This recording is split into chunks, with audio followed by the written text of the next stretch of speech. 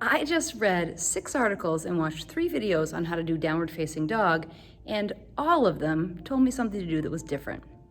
So which one's right and who wins? Hey, I'm Sarah Curry from Blaze Yoga and Pilates, and if you have questions about downward facing dog, or you just feel like there's pieces of it that you're never gonna get or just seem like they're too hard, post them in the comments down below so we can get at what are the requisites for this posture and how do you move forward. It's a powerful posture, you might as well benefit from it.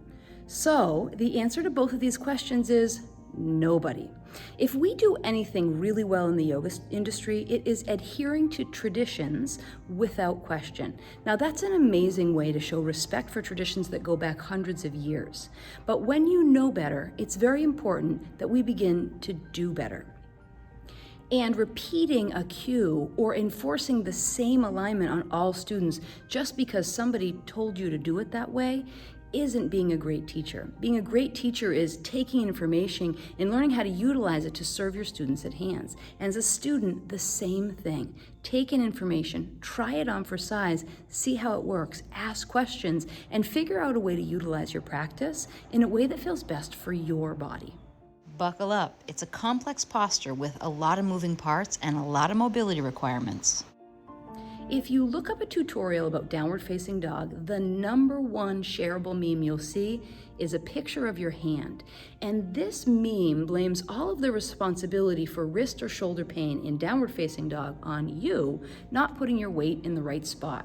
It shows bigger and smaller circles about where the important parts are and just tells you that if you could just put the weight here and here more than here and here, you wouldn't have any of those issues.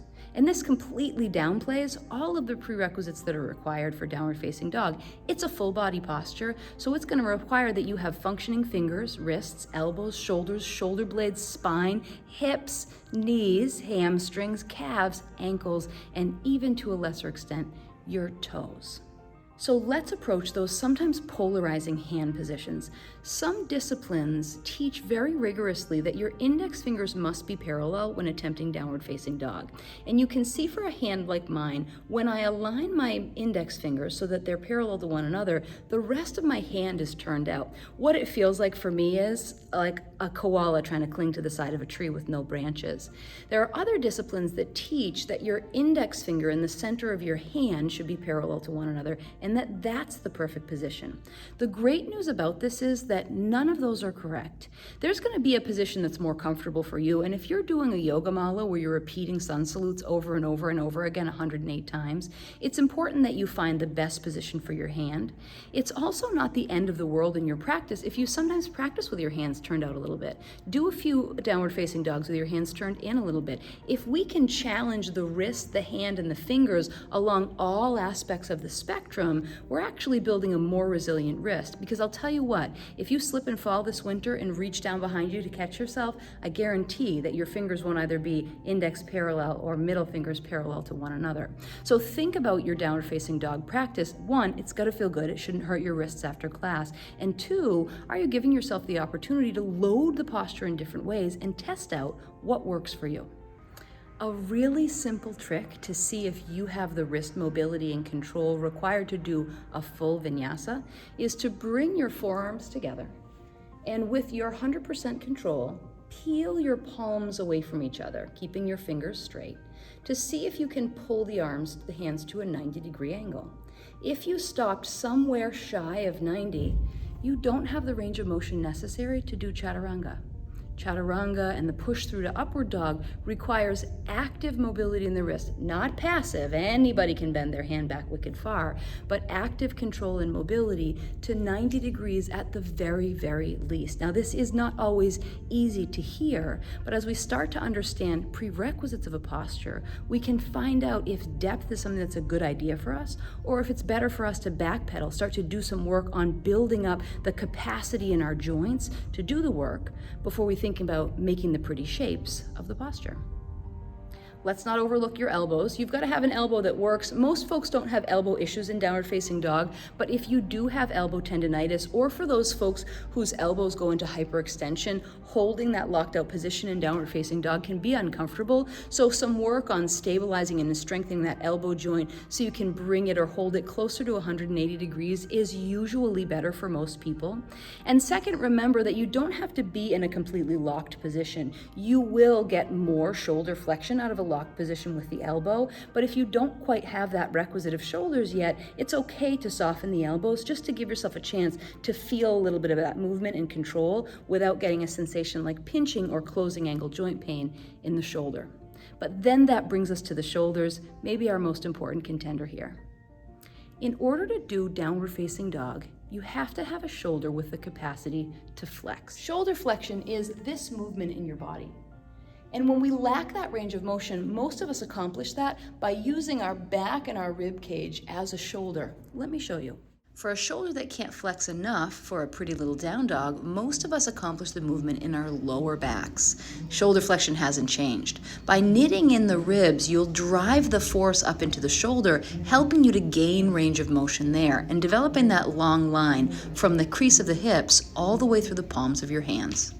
Try this to test your shoulder flexion. From neither a flexed nor an extended spinal position, knit your ribs together, hold your core still as you elevate your left arm as high as you can go without bending into your lower back or rocking the pelvis. You can work over time to elevate the hand, and to own that end range, try making tiny tennis ball sized circles clockwise and counterclockwise so you can learn to own and control the very end range of your shoulder flexion.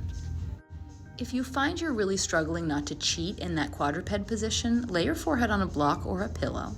And as you exhale, pull your ribs down towards your hip bones, hold the ribs there, and inhale into your lower back.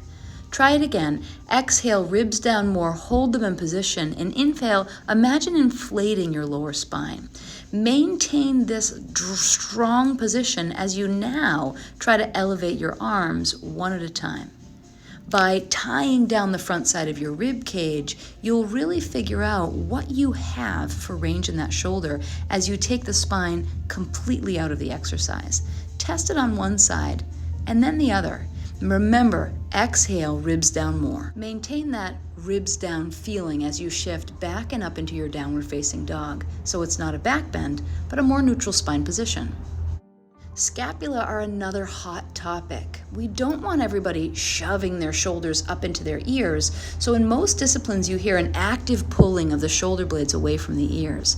Where's the right spot for you? It's probably not at one end of that range or the other, so practice elevating and depressing the scapula and get a feel for what works for you.